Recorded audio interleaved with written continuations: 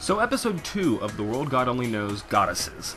I'm really liking where this goddess arc is going because it started off like leaving me a bit confused, but now I kind of get where it's trying to go. I'm not positive where it's going to end up, so I'm not going to really say my predictions for the future because it's likely that I'm going to be completely wrong. But what I am liking is that the main character, whose name always escapes me, is it Katsuragi? Is that it? I don't remember. I can't remember. I don't know why I can't remember it. I have such a hard time with that. I'm horrible with names. Now, I didn't spoil the ending of the last episode because I didn't feel at the time I should. However, then I put a spoiler thing up. I'm going to do the same thing here, and fair warning, spoilers. So the ending of the last episode left Kanon, the pop idol romance relationship that he had with her, stabbed by a demon trying to resurrect the ancient demons. This episode opens up with them finding her, and now the goddess inside of his old friend Tenri needs to have him find the other goddesses quickly so they can save Kanon. And Hakwa, which is pretty much Elsie's old best friend in the demon world, says that this girl probably has a 1 week to live. So the main character starts getting it all in his head more like a video game, even though he openly admits that this is not a video game, which is why he feels so compelled to save this girl's life. Honestly, he says it's because it's not a video game, but it could have something to do with the fact that she openly blurted out that she loved him in the middle of a very crowded classroom. Which he's using to his advantage, mind you. He's using the rumor that's spreading around the school now ever since that happened to try and see which other girls have goddesses inside of them, which I thought was really, really smart. What he's doing is he's looking for the girls that remember him, and there's no real way for him to know without confronting them. However, now he has something. If they're really, really, really mad at him, they likely remember because they likely remember him kissing them, and are angry about this whole him and Kanon relationship that's rumored about. So he basically says, alright, I'm gonna have to find these goddesses within a week. Once he's narrowed down his list to his suspects, it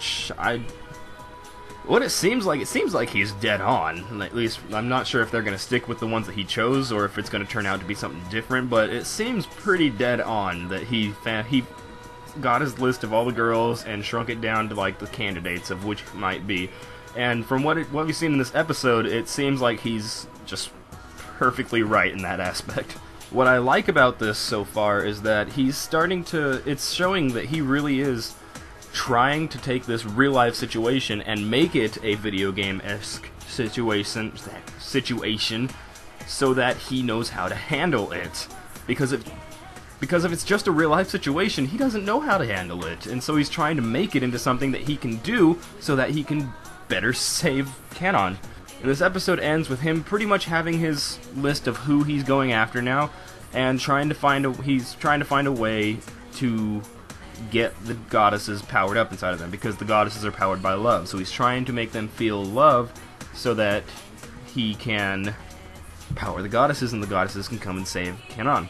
Lastly, there's one line in particular that I really liked in this episode, where he says that he's going to have to stop being a god and start being a video game demon, because he realizes that he's only got a week to pretty much court all these girls who are, for the most part, upset with him in some way or another. The only one who didn't seem upset at all really was the librarian, who just seemed really shy. But he realizes that he only has this limited time, and so he realizes he's going to have to be pretty much a scumbag and go around and court each of these four, I think it's four, yeah, because there are six goddesses, and one was in Kanon and one was in Tenri. So he needs to find these four, and he needs to court them all within a week. So he knows he's going to have to be complete scumbag. Just go around flirting with all of them, making them avoid each other so they don't all catch each other with him, and make things even worse. Which is where I'm thinking it's going to end up going. There's going to be some big conflict, and he's going to have to do this fast because there is a time limit. He has a week before this girl dies.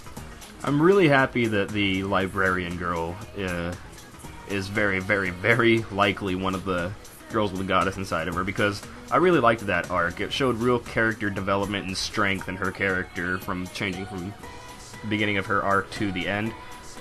She showed real determination without needing him there. and I'm really happy that it seems like she's going to be coming back as a big character.